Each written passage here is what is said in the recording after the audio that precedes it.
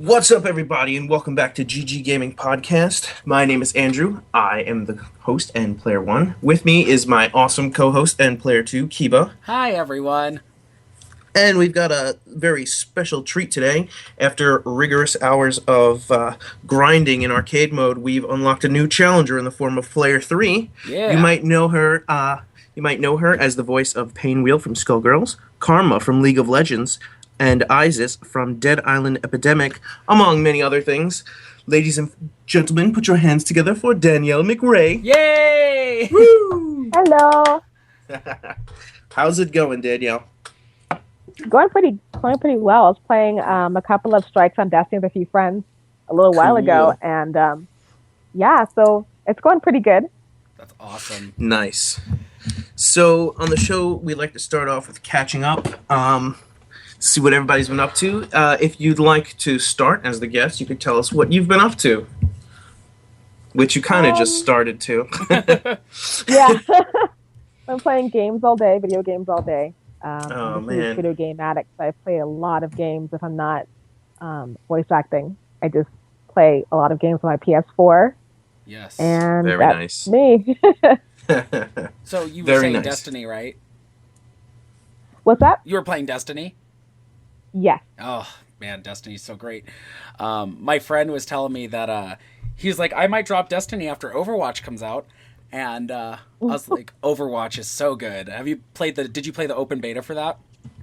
I did. I did. I loved Overwatch, but it's like, for me, it's like I can't drop Destiny just because I know that there's going to be another patch later on this year, and it's like, you know what?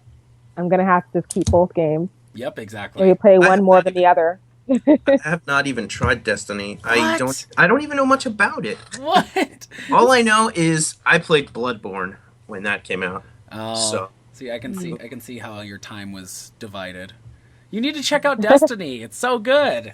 you know what we It's probably really pretty. Hmm? And It's it's a lot of fun. It's very pretty. Yeah. Nice. You know what we should have started off with? All of us completely forgot. Well, and by all of us, I mean me and Kiba. We should have explained why we don't have video today. Yes, that would be a good idea. Basically, in a nutshell, technical difficulties. Yep. That's really what it came down to, technical difficulties that we're going to try to get fixed. But for now, you can enjoy some beautiful audio of all three of us talking delectably. More dulcet tones. Did you say delectably? I did say delectably. I don't know how you feel about that adjective. I don't know, but it sounds nice. Yeah, yes, it just rolls off the tongue. So basically today, I guess like Andrew said, we're going to talk about, things we've been playing. Of course, we have our questions, like Who Wants to Be a Millionaire questions going on for Danielle. And so we will be live tweeting this at the same time. So when people listen to this, it won't be live, of course, but we'll definitely be live tweeting. Yeah. If anybody listening to this has seen the tweets, they'll know that the intention was for a live show with video and audio. Doubly technical difficulties on that part. Yeah. But we'll be doing that. I like how this is I'm sorry. No, go ahead. No, I like please. how this is a live tweeting show because I have my Twitter open on my PS4. Perfect. I had no idea if it was a live tweet show or not. So I just have it open just in case. Good. Yes, it is a live tweet. Yes, do tweet it and like literally just we'll get as many questions as we can going. But so we'll basically be talking about things we've been playing. We'll do questions, and then we'll be talking about fighting games, which is the theme of this episode. Correct. Which will be awesome.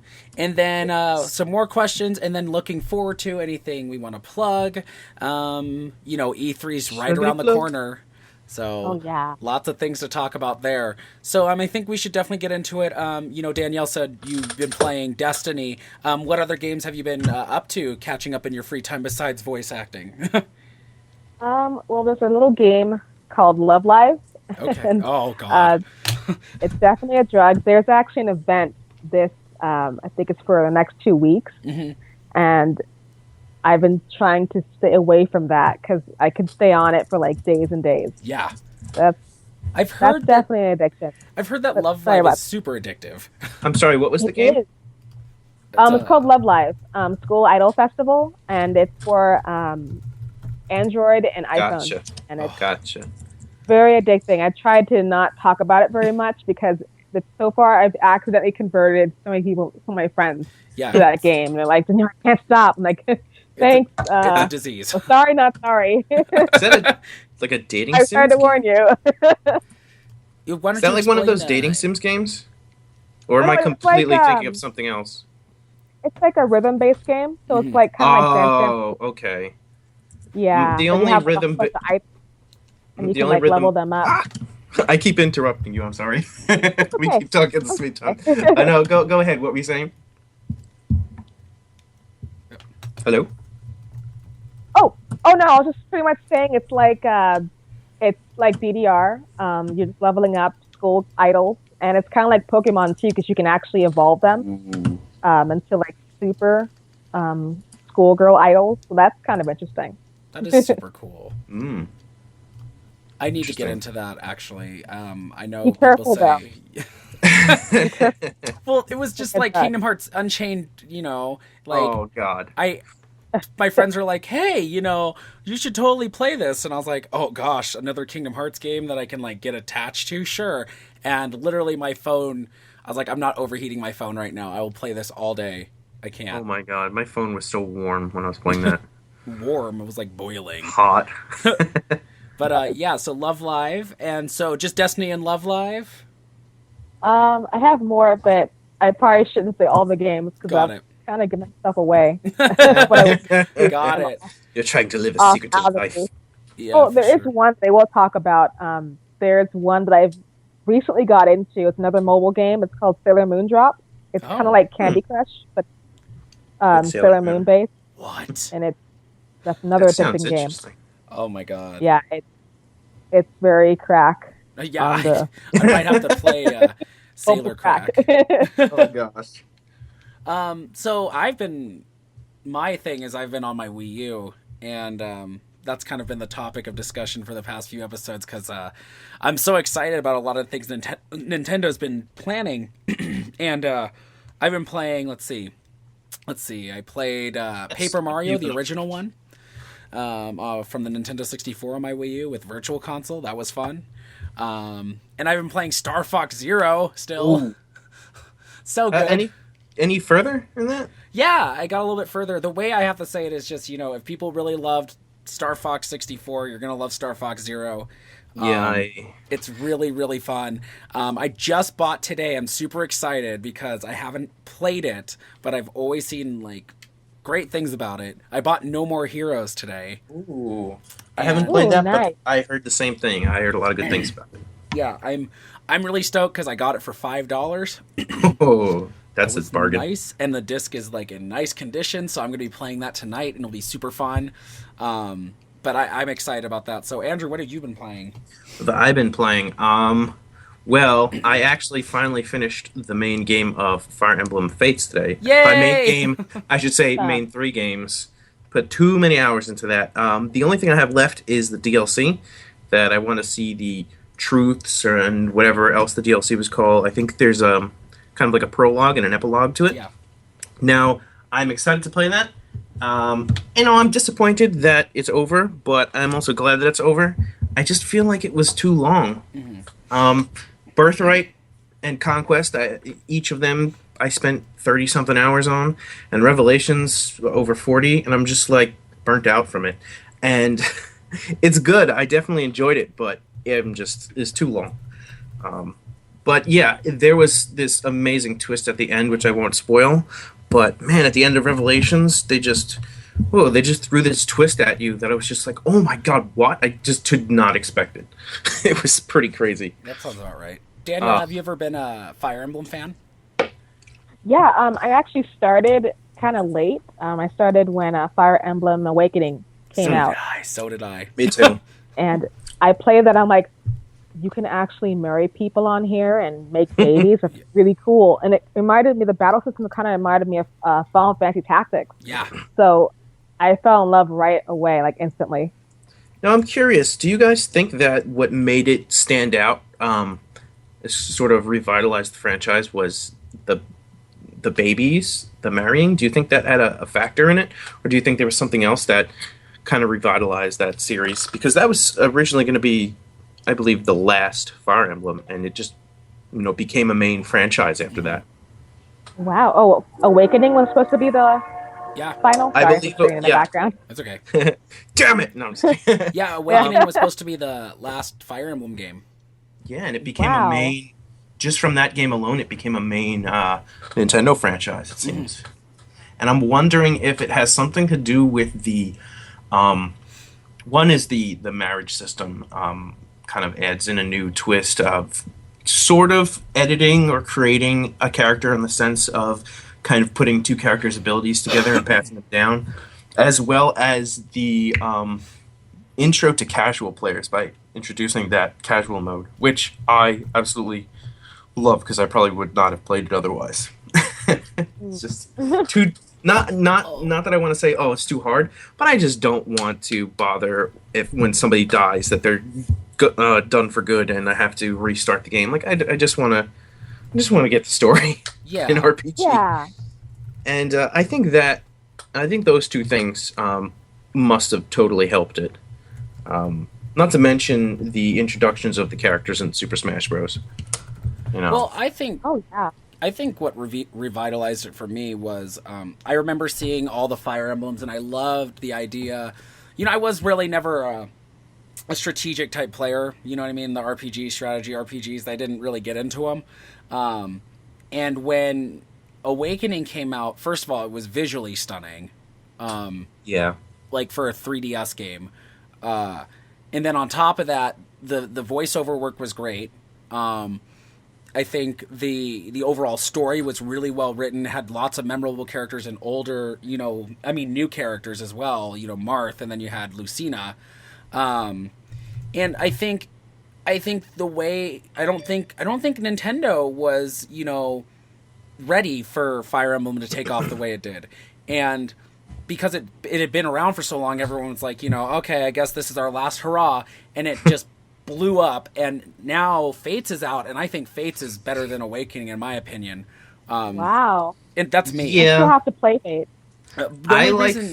Oh no, go ahead. Oh, the only reason I say that is because, I won't spoil anything since you haven't played it, Danielle. But with Awakening, it was all about, there was this inner conflict with your character, and it was just so well written. But with Fates, you have this crazy option of trying to pick sides, and there's always that moment in your life where you're like, how do I choose? And it's so much harder in this setting because you have Birthright and you have Conquest and then you have Revelations, and there's so many different memorable characters and so many great characters that you get attached to that once you choose a side, you're like, I don't want to fight you. And exactly. When a game can pull me like that, that's what I think is better in my opinion, because it pulls you into the story in a way that that really tugs at the heartstrings, and when a game can do that, I think it's very successful. I agree completely. Yeah. One of the interesting things is how it skews or changes your perspective of your perception of certain characters. I started with Birthright, and when I was playing Birthright, I just automatically liked Ryoma more. And then when I started Conquest, I was like, oh, Xander's pretty awesome.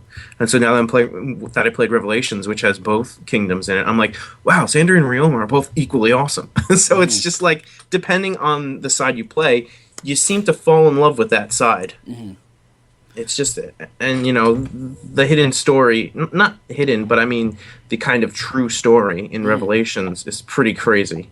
I've actually, unless I'm just not thinking of any others, I can't really recall a game or story that's very similar in kind of the curse that's been put on a specific land. I don't want to spoil anything. No spoilers. No, I'm not going to spoil anything, but there's something strange going on that you don't know about in Birthright and Conquest. And Azura knows.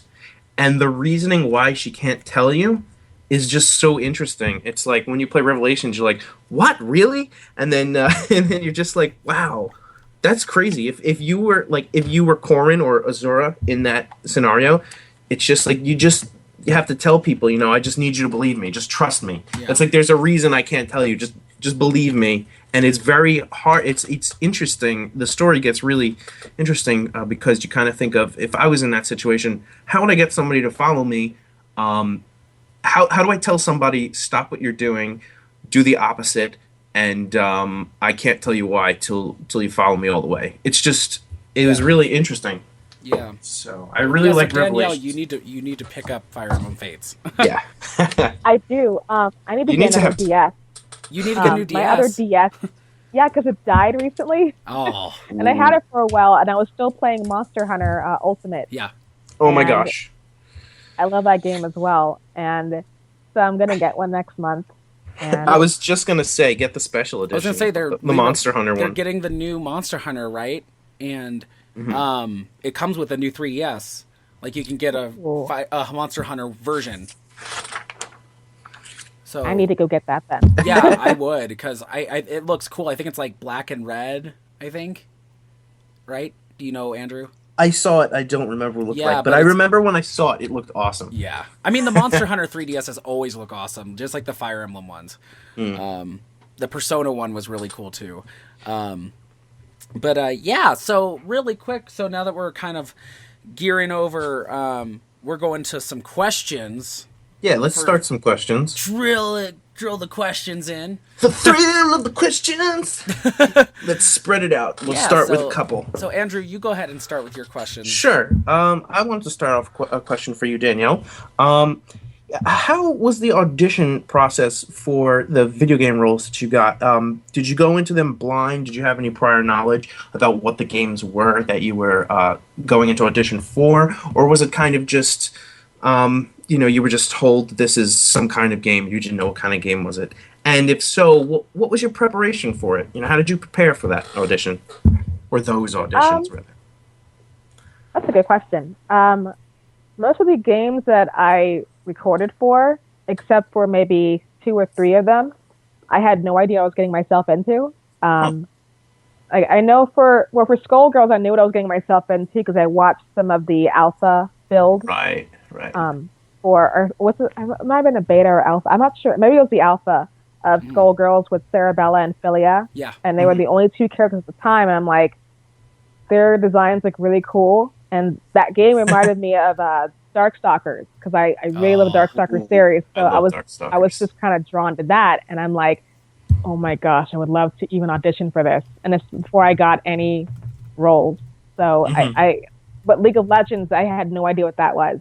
I didn't know what that was at all. I thought it was like, this is a new cool game. It's like, yeah, I auditioned for this new cool game called League of Legends. Like, that sounds really cool. Sounds like, it reminded me of like the League of Extraordinary Gentlemen for some reason, because the whole league there. Yeah. So I didn't know what I was like getting myself into. And so they gave me a picture of her, which really helps when they get pictures of these characters that I auditioned for.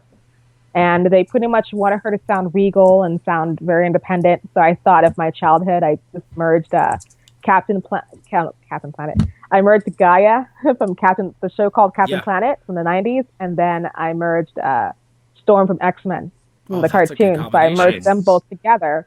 And I'm like, they're probably not going to like this, but I'm just going to stick with it because I think this might fit her. And about a couple weeks later, I was like, yeah, they liked it. Come on in. That's record. Awesome. Nice. Now, I haven't actually heard the character because I don't really play anything about League of Legends. Is she very... I mean, I'm looking at pictures of her now. How does she sound? Can you say something? Greetings, summoners. Gaina Kiribi. Yeah, she's very regal. She's a duchess. Okay, I gotcha. Yeah, she's a duchess kind of character. Also very a leader. Nice. She's awesome. I love her. Awesome. Cool. So my next question, or my question, I guess I should say. So coming from personal experience as well, video game recording can be quite strenuous. How difficult are sessions for fighting games for you? Do you have a process to get prepared? And do you have any tips for aspiring voice actors who are ready to record for that next fighter? The fighting games are very hard. So anyone who would like to get into voice acting and try the fighting game voice acting route, I'm cheering for you, but at the same time, your voice is going to die very quickly. Yeah. There's no right way I can say it. There's no really right way I can say that. Because before I became a voice actor, I really didn't want to be a voice actor, which is kind of weird to say. Mm-hmm. Like, originally I wanted to be a computer animator for video games, for character design. And when I saw in college, I wasn't ready to do it. I have like ADD, so I couldn't even model a fish properly, and without trying to go somewhere else and do something else and focus on everything. So I had to just drop that, and then voiceover kind of took over mysteriously, and I started loving that. But when it came to fighting or voicing for fighting games like Skullgirls, it was definitely a dream come true, but it's a lot of yelling. So for me, when I recorded for Skullgirls, we had the character I play as Painwheel in Skullgirls. Her lines are just completely, every line is just a yell and a shriek. Yeah. And she has no moments where she's talking like in a kind of calm voice. She's just like all the time. Mm-hmm. So now following up with section, that, which do you record first? What did you record first when you recorded for Painwheel? Did you record all the fighting efforts and screaming, or did you do the talking lines first? That poor girl. Okay, that's probably the answer. No. So we did the talking first. So it was all dialogue first, but her dialogue is very one or two letter kind of sentences, I guess. So we had her.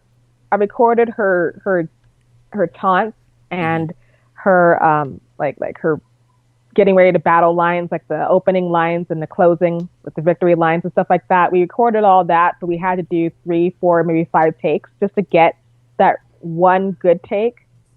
So the cool thing about that company is they didn't like how there were a lot of fighting games that had like 1 or 2 different takes of a yell line or a hit line. They wanted like 5 or 6 takes so that the player wouldn't feel bored with just 1 or 2 takes. And I'm like, that's a great idea, but my voice is going to die. Yeah.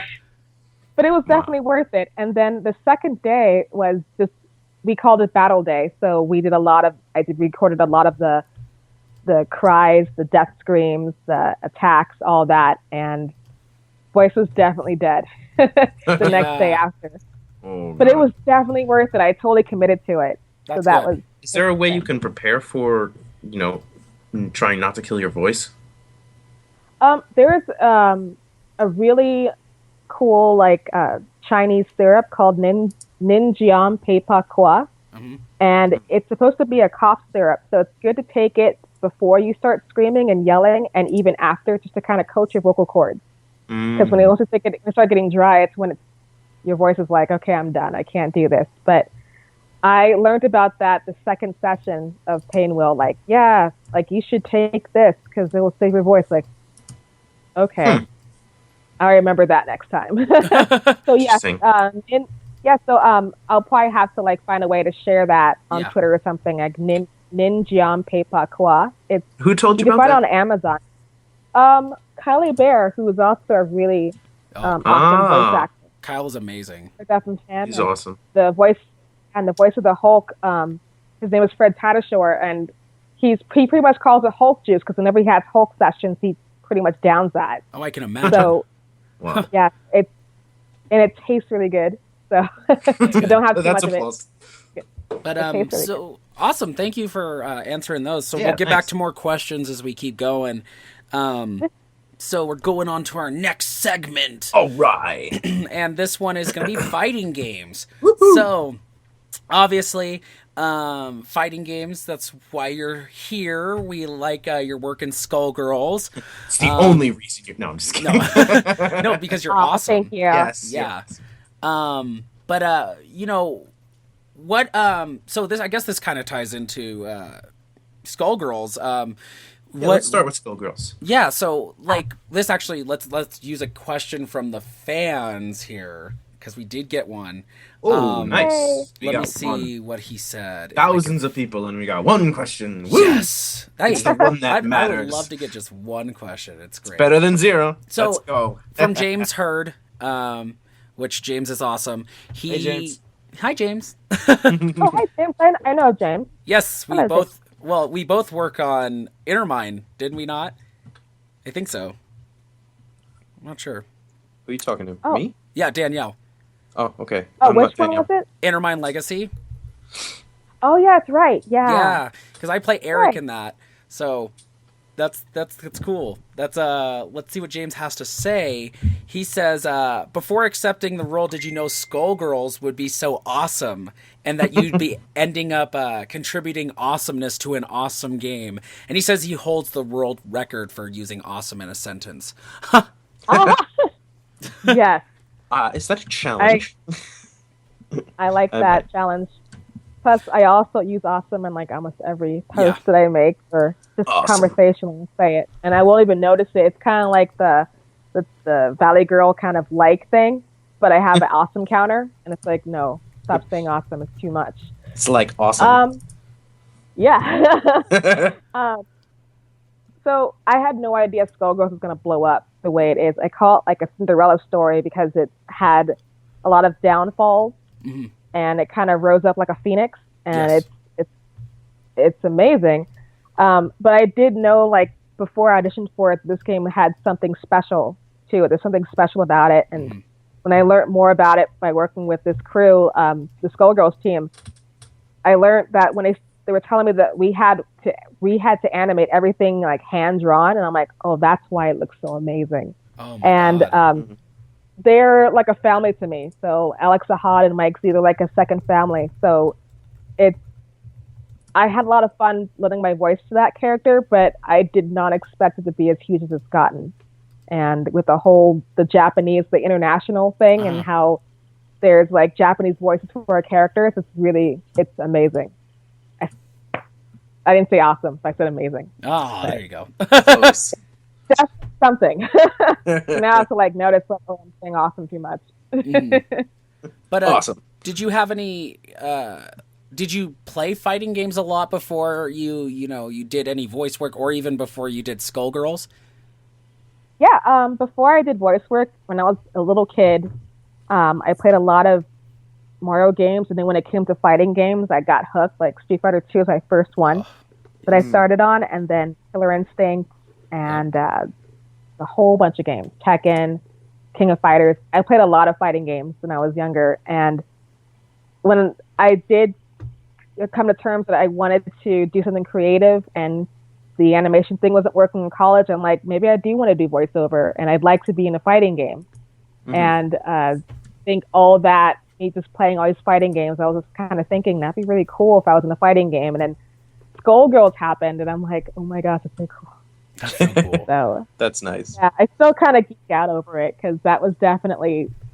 I mean, I don't know if I should get into the whole story and how I got that role and how I got with the people, but it's kind of a long story, so maybe I'll save that for another time. But yeah, well, I know that we have someone who asked a question about Skullgirls, so we'll get to that at the end if you want to get a little bit of last minute questions in there, but that's cool, because, that's how I am with voiceover. I always was like, I want to be in a fighting game. And so it's cool, when you get to live that and you're like, oh my gosh, you can geek out over it, because you're like, I'm fighting somebody, but I'm not getting hurt. Yeah. I would like to do that, too. It's also weird because a lot of people in that game, like Christine and Christina, all the people who voiced in that game, it's like, I love this game, but I'm beating up my friends, and I hate that. Oh my gosh. But Andrew, what kind of fighting games do you like, if you have any? Actually, the last fighting game I have played was Pokkén Tournament. Any of you guys played that? Heard that. A friend of mine plays that religiously, and I watch her streams on Twitch, but I have not played it. Looks like fun, really though. Cool. Yeah, it's really neat. It's interesting. It's very unique, actually. It just, the idea that it switches from 2D to 3D, it's like two different types of fighters in one, and they just, it's weird. It's like two different fighting games in one fighting game, and it works. You start in a 3D arena, and you do some kind of move, which... And I'm actually a bit confused on it myself, but somehow certain moves knock the opponent into a 2D fighting arena, and then once you're playing that side-scrolling traditional arena, fighting arena, you do some kind of move and it goes back to the 3D arena, and your moves vary based on the arena. It's interesting. It's cool. It's very cool. It's unique. I never actually beat it. Well, the thing I like about it is that it takes two of my favorite things. Pokemon. It takes Pokemon, and then it takes Tekken. And it makes sense in the sense of, these are Pokemon fighting. You see them in the show, like, literally beating each other up. And to actually have that dynamic on screen that you can play, it's really interesting. And honestly, I think it's becoming an underdog fighter for, like, e-gaming I've seen. You think so? No, I've seen it, like, really? listed at competitions and stuff. Like, it's becoming an e-gaming thing. But there's, I think it still needs to add something different to make it compete with, Nintendo's great fighter, which is Super Smash Brothers. So I think Nintendo's going in a really cool direction, mixing their different genres together. Yeah. Well, like, I grew up, I've grown up around fighting games, I'll say it. My first fighting game I really played was Soulcalibur. Yay! I love Soulcalibur. My dad used to take me to get my hair cut, and one of the arcade cabinets at the mall was Soulcalibur 1. And I used to play it all the time, and I was like, oh my gosh, this is the coolest thing. And I would always get frustrated because Lizard Man would beat me or Nightmare would beat me. Yo, Nightmare's awesome. Yeah, and I started playing Soulcalibur, and then I got into what's it called? It's not Gauntlet. It's there's another game, I can't remember what it's called, but I'll have to think of it. I feel like I know this, but I don't. Yeah, I would have to look it up. But I also played Super Smash Brothers, of course. Yes. Yay! Which Nintendo's always been my life. I grew up around Nintendo, and I still play it. And it was just cool seeing Mario beat up Pikachu. I just absolutely love the commercial for the N64 game. Oh, yeah. I think that's my favorite commercial of all time. Well, Nintendo really, hammered it on the head. They took advantage of that fighting game aspect and took all their franchises together. It was revolutionary. It kick-started a lot of games when they brought, guest characters on, Soul Calibur 2 was one of my favorite Soul Cals because they brought Link into the fray. And that was cool. I was like, what? Link is in my, second favorite fighter? What is this? And well, what's your first? Tekken? Well, no, my first favorite fighter is Mortal Kombat. So oh my gosh, yeah. Mortal Kombat is... I was never allowed to play it when I was younger, obviously. But I remember watching it. My brother would play it, and I'd be like, this is crazy. What is this? And it wasn't until I started playing it, when Soul Calibur 3 or so came out, and I was like, this game is so cool. And eventually, ever since then, I've been a fighting game addict. But I think fighting games are so cool because it gives you, you can, pick a character you really like and really feel like you're training with that character. My main in Soul Calibur is Ivy. So, I love using Ivy. And then, in Smash Brothers, I use Ness and Bowser Jr. And I'm like, oh my gosh, I love Bowser Jr. Bowser Jr. is my favorite Nintendo villain. Really? Yes. We'll get into that another day. Yeah. I think mine might be Ganondorf, but let's not tangent. But yeah. Yes. But yeah, I think fighting games, that was actually another reason why I got into voiceover myself was, I heard Kyle Hebert play Ryu. And just being like, wait, people can do voices for video games? And, it's cool because you hear all these unique voices and then you hear all these grunts and efforts and you realize how difficult it is sometimes to record for these games and how tiring it can be. Now, a question for both of you, actually, since you both do this. When you're recording for video games, when you're doing all those grunts, do you have to do you have to do them a certain way? Or do you get direction on the grunts? You can answer first. Are you sure? Okay, I was gonna let you do it. No, you can answer That's first. so funny. Sorry, what was the question again? I ADD'd out. I was looking at something on Twitter, and I heard you at the same time. I don't know. Sorry. Kiba, you started laughing, and that threw me off too. Okay, I'm sorry, because I think of my ways to do grunts, and like, because I never get direction. I get told, this is the type of grunt. Okay. Yeah, that's kind of what I was asking. Yeah, like, what is it usually a general direction? Like, kind of sound like this, or do they just go, "Oh, you're getting hurt. Just do whatever." Like, what's the direction, if any, that you get, or how do you do those grunts? Well, from my experience, I've had like auditions or even just some video games that even weren't fighting games. When it came to grunting, they'll have like some notes saying like, we want 3 types of grunts. We want one grunt that's not too much of effort, kind of like a weak kind of grunt, and then they have a medium-sized grunt, which is a little bit tougher than the first one, and then the last one is like you go all out. Let's say you're trying to beat up a tree or something like that. Like they want you to have the heaviest grunt possible. But I had some sessions where there'll be some directors that would say, okay, just give me 3 grunts. And they won't say a small, medium, and a large. They'll just say, just give me 3 grunts. So I usually go with like the small, medium, and large. Yeah. So, yeah. That's interesting.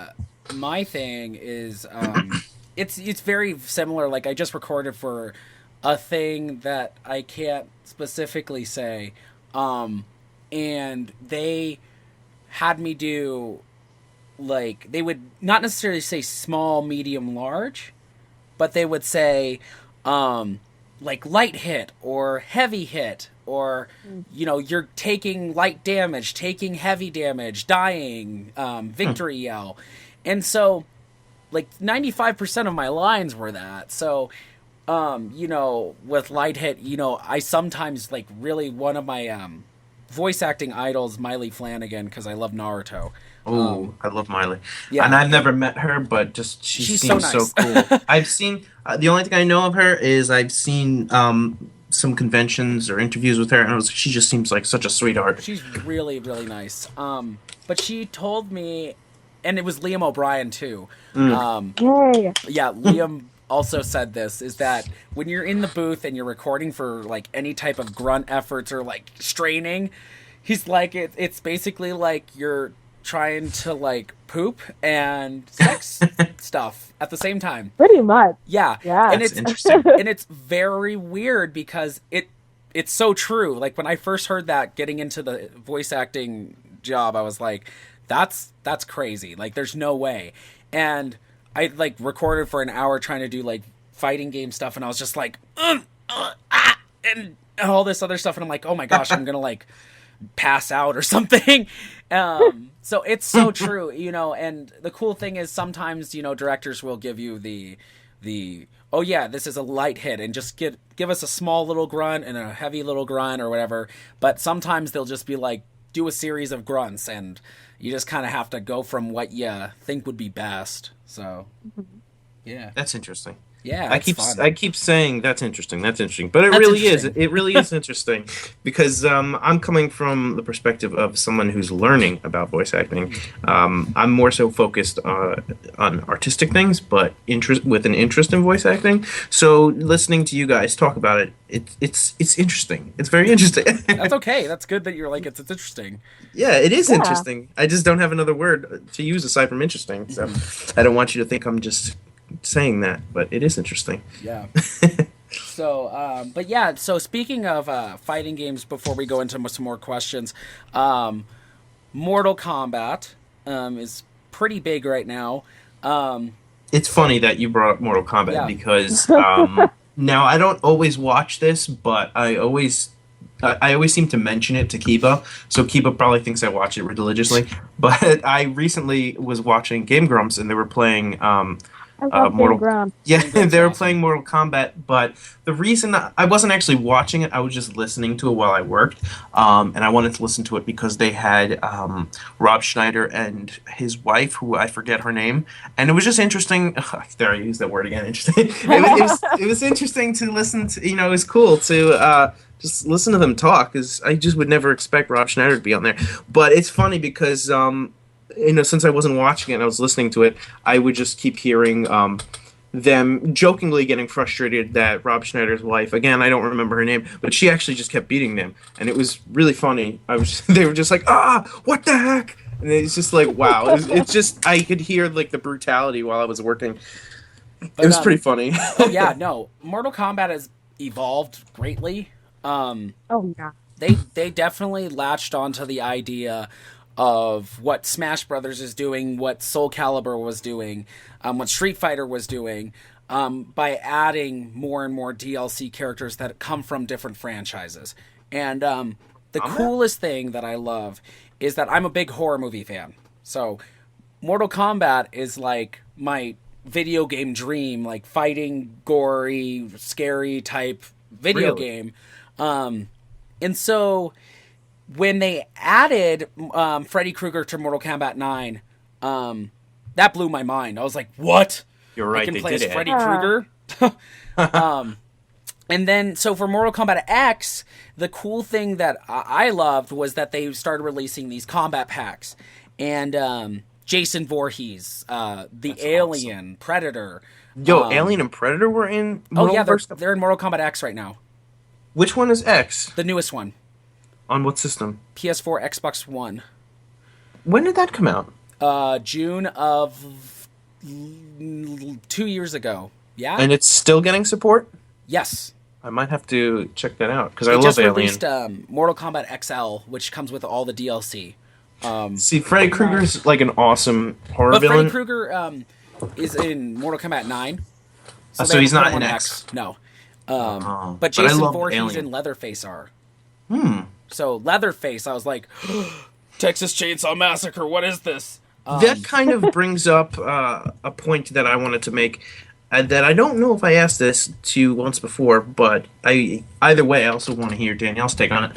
What do you guys think of fighting games when the next one comes out, but they remove characters? To me, I always find that annoying. But a friend of mine says, it's great. You don't need to keep putting in characters. And I retorted with, what? Why do you want to take out characters? Mm-hmm. Like, why would you, when you go from, let's say, 4 to 5, why would you want to have, obviously you want to have new characters, but why would you want to take out characters? Yeah. I don't understand that. I'm very indifferent on it, because I grew up with Mortal Kombat as well, and my favorite character, I think, especially for Mortal Kombat 3, was Kabal. I loved him so much. Yes. And I want to see more of him in the newer games, but it's like they keep making more characters, and that's cool too, but it's like, guys, Kabal, he's where it's at. Yeah. Put him in the game, please. Yeah, but, don't take out characters, because, I understand you want to put new ones in, and you don't want to just have an overwhelming amount of characters, because then you have issues with balancing. But there's got to be some kind of solution. I think Mortal Kombat X has been kind of fixing that, because on the topic of Kabal, they released a character in the most recent pack called Triborg, and Triborg is a combination of 3 different characters. And with the idea that they added where it's you can choose what's it called, a type, or just for lack of better words, a type. So basically it's 3 different types of that character with different fighting styles. So when you add it like that, some of these characters play very similarly to old characters that are not in the game. They may not be the same character, but they get the same fighting style. It's like the same topic of Ness and Lucas in Smash Brothers. Or they're different enough. Yeah, they are. But they still have similar attacks. Right. The thing where I stand is I would love to have a Mortal Kombat game with every single character. Like, they removed Stryker, and I'm very upset. That was like my biggest... Oh, Stryker was so much fun. I love Stryker. I love Stryker, and they didn't have him in the game, and I was like, oh, this sucks. But that made up for it with these DLC characters, and Cassie Cage is great. And adding the aspect of like, oh, now the parents fought, now it's the children of the parents, and you can play as both. So like you still have Johnny Cage, and you still have Sonya Blade, and now you have Cassie Cage. So I mean, it really depends on the game. I mean, Smash Brothers roster hasn't changed much. Like 1 or 2 characters aren't included now. That's true. I mean, from Melee to Brawl, they removed quite a bit. They brought them back for the new one. That's what I'm saying. Then they removed. I mean, we've had this discussion before, and you said you don't care about Wolf, but a lot of people do. So well, I don't. Just because I'm salty about Wolf. I don't care. I mean, I don't particularly care. Either way about him, but the fact that a character was removed that people love, it's just why take a character out, Yeah. I understand the limitations of the hardware with Ice Climbers. So there's a rumor that there's a new Smash Bros. Coming out. So I'm assuming they're probably gonna be in it. Mm-hmm. So it's just I don't know. I just fear that the characters I use and love are gonna be removed. Especially because they're third party. Well, it was funny because like I said, Mortal Kombat 9 removed Stryker and Freddy Krueger, and I was like, for Mortal Kombat X, and I was like, oh my gosh, what am I gonna do? So I had to go back to Melina, and then I found out about Takeda, and I was like, okay, we're good. But anyway, so some more questions.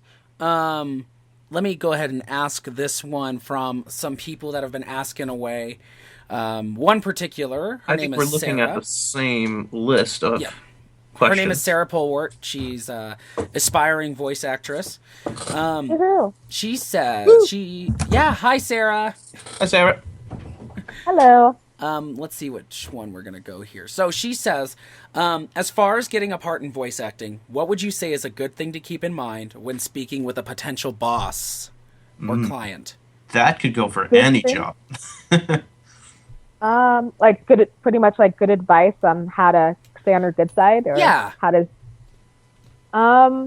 Well, I'd recommend if you are a fan, try to. And it's really hard. It's easier said than done to this because I'm a huge fan of like certain studios and certain companies like making certain games. You kind of have to try and find a way to put that fan part of you aside so you can just put the business part of you in the forefront. What I did to do that, for example, is there's a company out here in Los Angeles called Bang Zoom Entertainment, and they dub a lot of anime and video games like the Neptunia series and Kill la Kill, and I was a huge fan of them for a while, and I still am. I work with them. I still am a fan, but I had to kind of put that in the background. And the casting directors and the producers and the directors, I had to pretty much make it like I don't really want this job, but I do want it. But just try not to scare them with like, oh my gosh, I want to be in all these games. Just be like for me, I'm like, yeah, I'd like to audition for this game or whatever, or this anime. Yeah.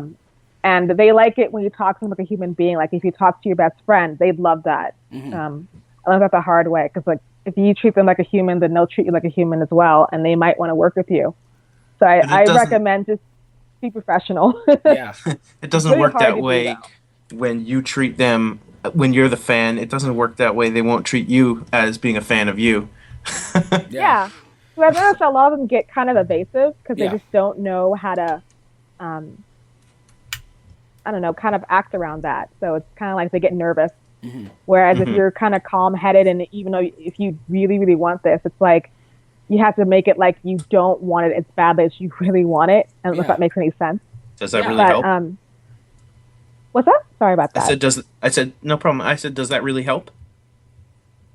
I think so. But I've noticed also, like with certain directors that I worked with, I'm a huge fan of their work, and after 3 or 4 sessions with them, that's when we start getting used to each other, and it's like, to be honest, I love you in Gungrave, or I loved you in Cowboy Bebop. Like it was pretty cool, and I leave it at that because I don't want to go like on a tangent.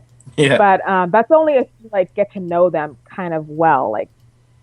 You can do that a little bit, just a tiny bit. Yeah. But It's just best to stay professional. Yeah. Yeah, and that's hiring you. That's something I'm still learning. Yeah, it's hard. It's a lot of hard. Kiba's my professional teacher. He's always the one who's like, dude, don't do that, or do that, don't do that. I'm like, thank you, Kiba. You're saving me. Sorry about that. No, go ahead. Are you sure? Yeah, please. Okay. Well, I had this experience, and I'll get more into it later with Skullgirls. Skullgirls team. I was a huge fan of that game, and I was almost like, oh my gosh, I want to be in your game. Could you hire me, please? Like, I can do all these voices, and they did not like that. But you said this to Skullgirls? Yeah. Before I got cast as Painwheel, and before I even got in their radar, I was just kind of like that crazy fan that's like, oh my gosh, your character's so cool, I want to get in this. How did they react to that? Scaring them. Well, I talked to them, like the artist Aksa Had last year, in Artist Alley at Anime Expo, and I told them, I don't know if you remember, but I used to go on your DeviantArt page, and I kind of put up letters almost daily saying, hey, you need any more voices in your game? I'd love to do this, and your characters look really cool. And it was almost like I wouldn't leave that poor guy alone. I was just like giving him messages every day, and it's like, oh my gosh, what am I doing? So I told him, and he said, yeah, I had to ignore you for a while because you were scaring me, and it's like, it's okay. But he's like, yeah, I had to ignore you for a while, and then he laughed at the whole thing because like I recalled it like it happened yesterday. But we're on great terms now. That's good. So, yeah. How long were you doing that for, sending him the letters every day? Almost 2 years. Oh my god. Daily. But, that sounds please very. don't do that.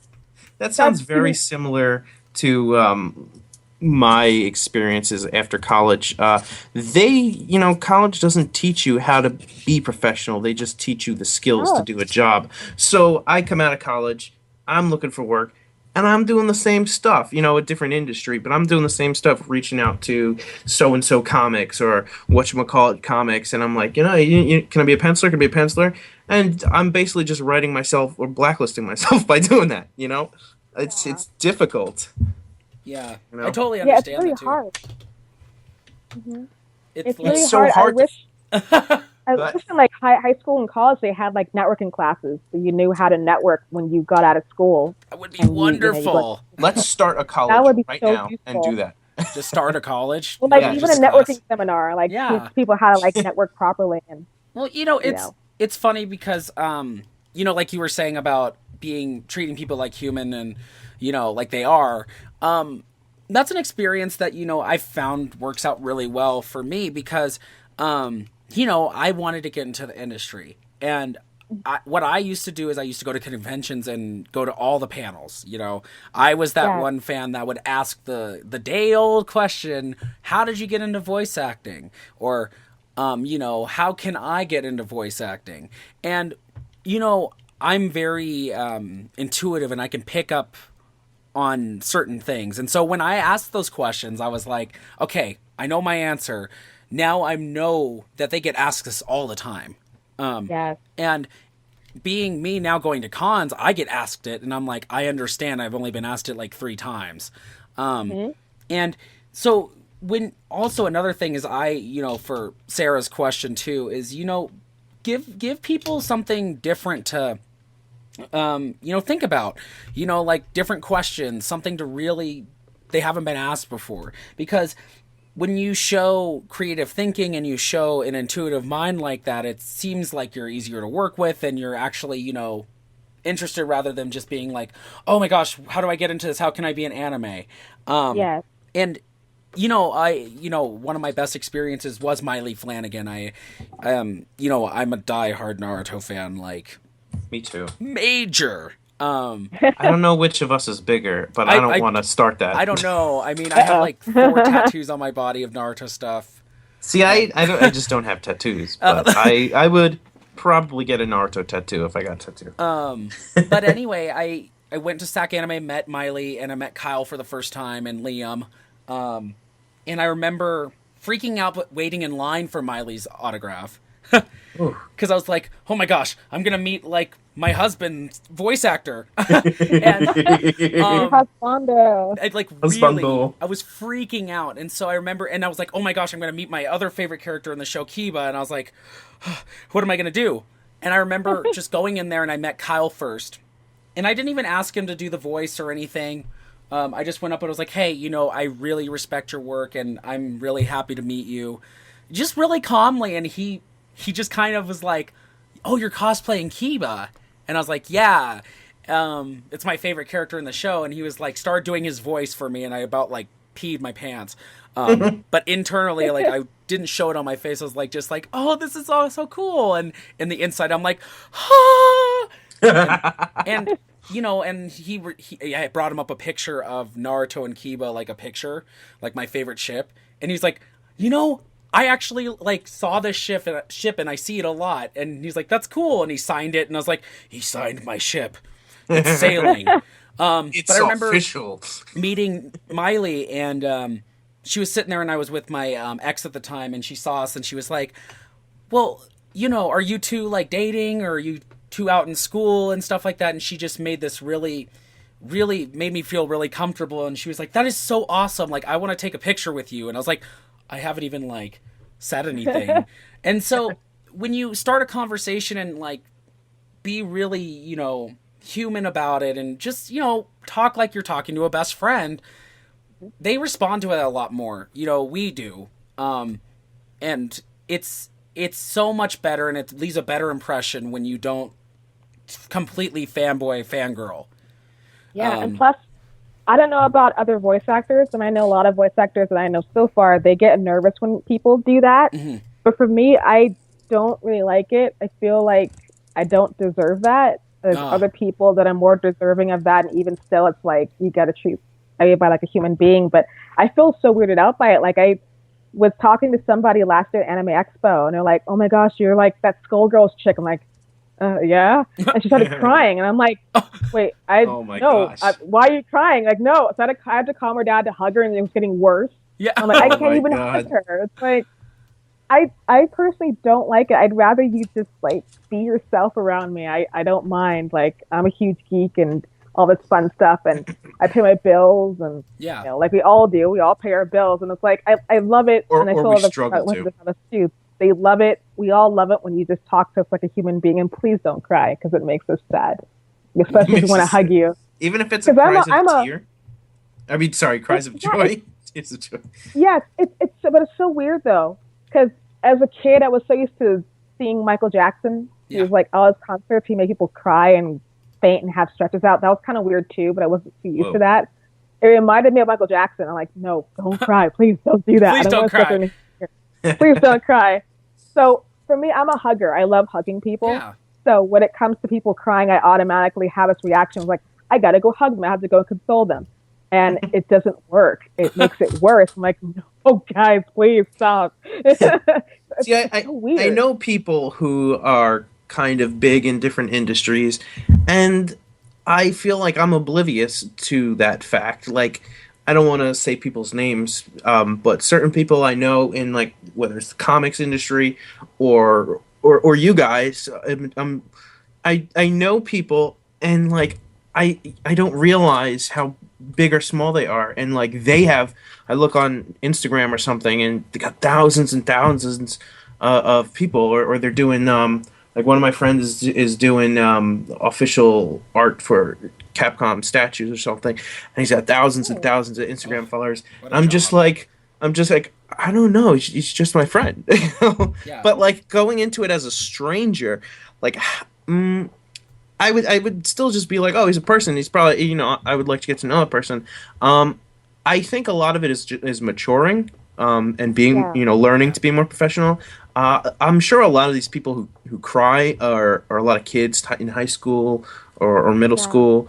And it's exciting for them. And I mean, I'm sure it gets you nervous when they're crying over you. But I'm sure a part of you is excited that somebody is that emotional, like towards you, like you're important to them, you know. Mm-hmm. It's no, go ahead. It is very, I mean, for me, I'm so not used to it, but it is very different. But it also is kind of that sense of, oh my gosh, I kind of like made them react this way due to a performance. Like this happened to me recently. There's a show called Moggy, The Kingdom of Magic, and I voiced a pirate boy on there. And is that there was Moggy? Yep. Yeah, Moggy. I thought it was Magi. Yeah, I thought that too. I thought it was Magi, and it's like, no, it's Moggy. It's like, you guys sure? Because as soon as you said Moggy, I was like, you mean Magi? Yeah, exactly. So I thought that know. for a while. It's like, oh no, we're gonna pronounce it Moggy. It's like, oh, but I thought, okay, I'm not gonna even get into it with you. You're a director. But just yes them to death. Yes. Yeah. I want to keep working. Yes. But you're gonna pay me? Yes. Yeah, Moggy. Yeah. Okay. We'll totally do this. But awesome. There was a girl that I met at a convention earlier this year, and they said, I really liked your voice for that. I had no idea you voiced that character. His name was Orba, and he kind of reminded me of Rufio from Hook, but a very tragic character.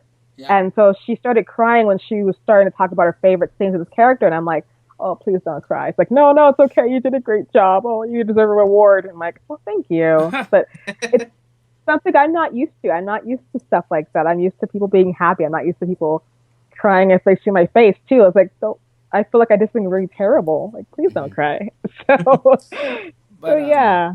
I kind of want to add to that question that Sarah asked about speaking with the potential boss. What do you think when there are misunderstandings? And I mean, let's say you're having, and I'm asking this as a follow-up. It's sort of from personal experience. Actually, I don't know who it was with, at Skullgirls. I remember meeting with somebody there. I was trying out for helping out with the artwork, but there was a lot of miscommunication with whoever I was talking to. I don't think it was the person in charge. It must have been somebody else helping. I didn't understand what they wanted me to draw, and I was saying, I was like giving them all this stuff, and they're like, no, that's not it. And I'm like, well, what do you mean? And the same thing could be said with other, companies in the cartooning industry. There's a lot of miscommunication with just trying to figure out what somebody wants you to do. And how would you, I suppose I can relate this back to voice acting, how would you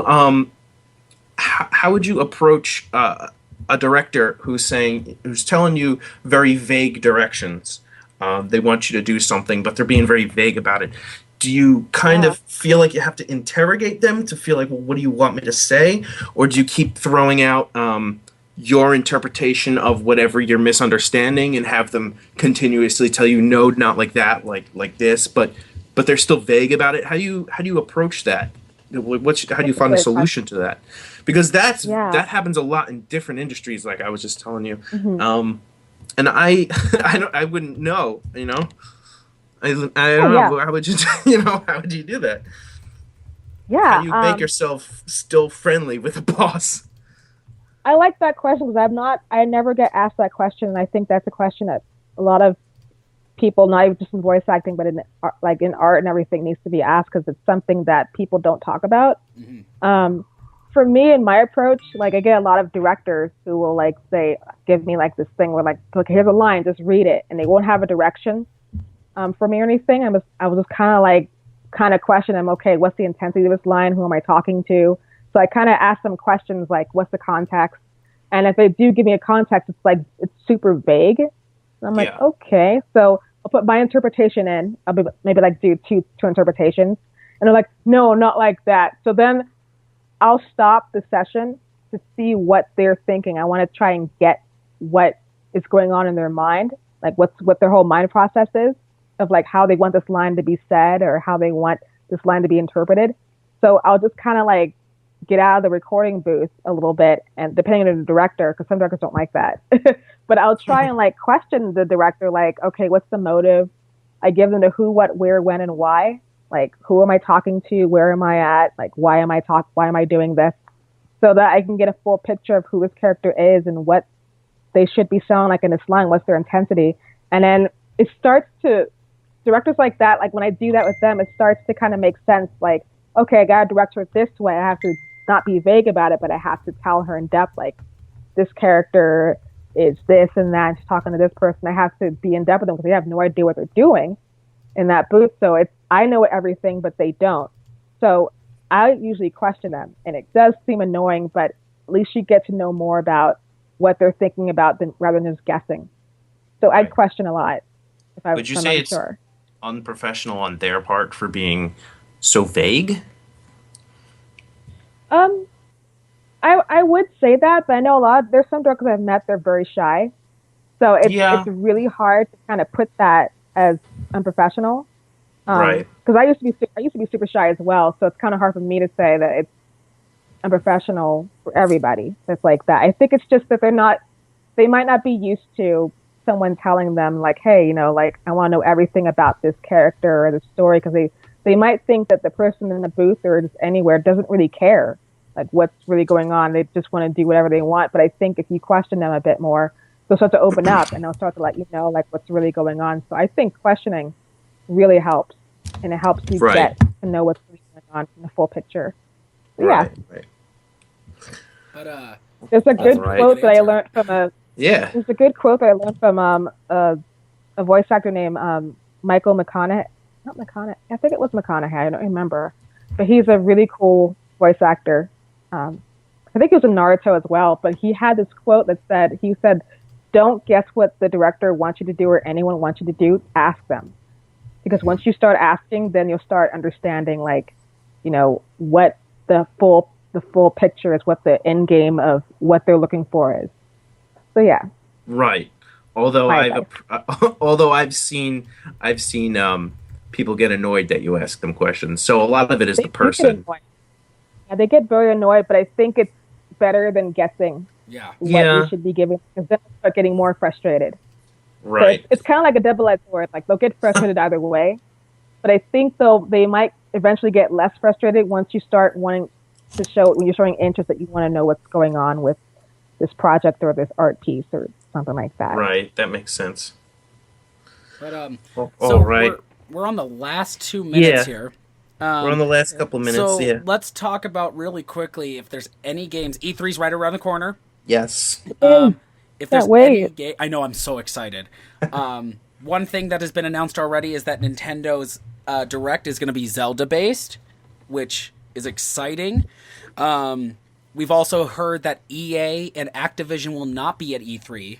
So that means... Right, I heard that. That means no anything on Battlefield 1. But what are you looking forward to most this upcoming gaming season or next year, Danielle? Well, I'm looking forward to the Final Fantasy VII Remake. Yes. That's pretty interesting. There's a lot of mixed results of people saying we don't want it in part. Like, we don't want like the Final Fantasy 13 kind of saga where it's in part. I personally don't mind it. I just want it. I just want it, and I don't mind if it's in part. And they're supposed to be full games, but they're, you know, going to be in part. But yeah, definitely Final Fantasy VII, the last Guardian, I think. The Last Guardian. Oh, yes. I was looking for that, like, years. I'm like, finally. Too long. But, yeah, so when they announced it at last year's E3, I cried. Yeah, like, I did. No, joking. That was me during Final Fantasy VII.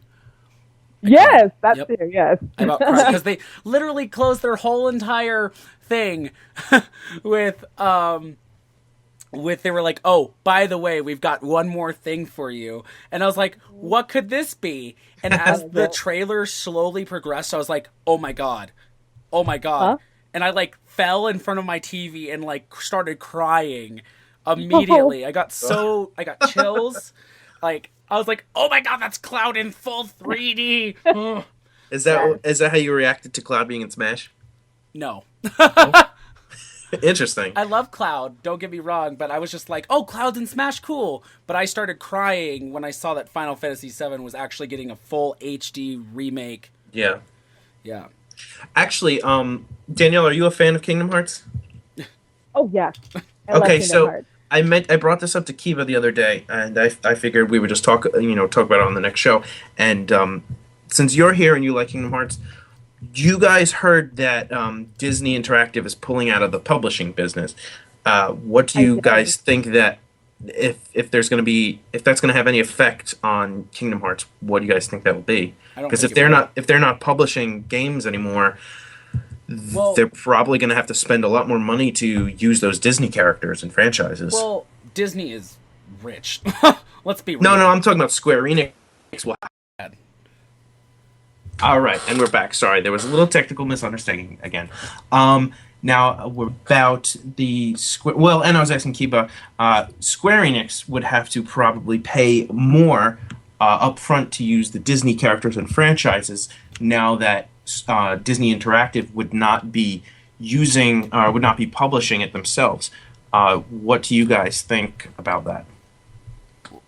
Well, my thing is I think they shouldn't have a problem, honestly, because Square Enix alone with Tomb Raider and all the things they've been working on, I don't think it's going to be a major issue for them to not, you know what I mean, work with Disney. I know they shut down Disney Infinity, and that's now completely done. I don't think it's going to mean anything bad for Kingdom Hearts, honestly. I hope not. I think Square Enix has a good hold on that franchise, and they will definitely thrive through this. But honestly, I don't think it's going to be a problem. I think when it comes to Kingdom Hearts, Square Enix will just shell out the money for it because they know, or at least I hope they know, it's one of their top franchises. Oh, well, yeah. Yeah. Like, it is worth spending the money on. What do you I'm think, just Danielle? hoping that Kingdom Hearts... I just hope that Kingdom Hearts 3 doesn't get affected by it because, God forbid, that game does not come out. I think the entire population will flip their lid. Yep. Because they've been waiting so long. Yes. I don't know. I want to say I want to pretty much like put a wait and see on it because I really don't know because I heard about this like a day ago or so about how Disney kind of pulled that move and I'm like the first thing I was thinking about was what's going to happen in Kingdom Hearts. Yeah. So I have no idea if they're going to have a problem, kind of continuing this or if they have this in the bag. So I'm just going to say I'm going to wait and see what happens, and hopefully something good happens out of this. Yeah. So we're still thinking. As long as it doesn't affect it negatively, it's all good. But, all right, I think... I guess, actually, you know what? That's about as much time as we have right now.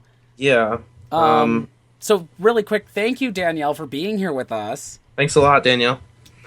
Yeah, thanks for having me. Yeah, a lot of fun. Sorry about the technical difficulty at the end there. Oh, no, it's okay. It happens with technology. Yeah. Yeah. But, thank you so much for coming in. And really quick before we end, is there anything that, the fans out there should be looking forward to that you can hint at or anything like that or can announce that you would like to? Any plugs?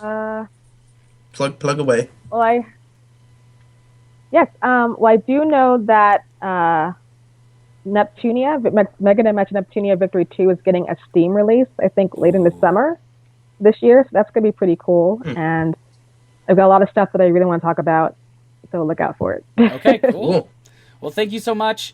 Andrew, do you want to sign us off? Yes, I shall. I think from now on, we're going to sign it out with the following words. And that will be good gaming and good night.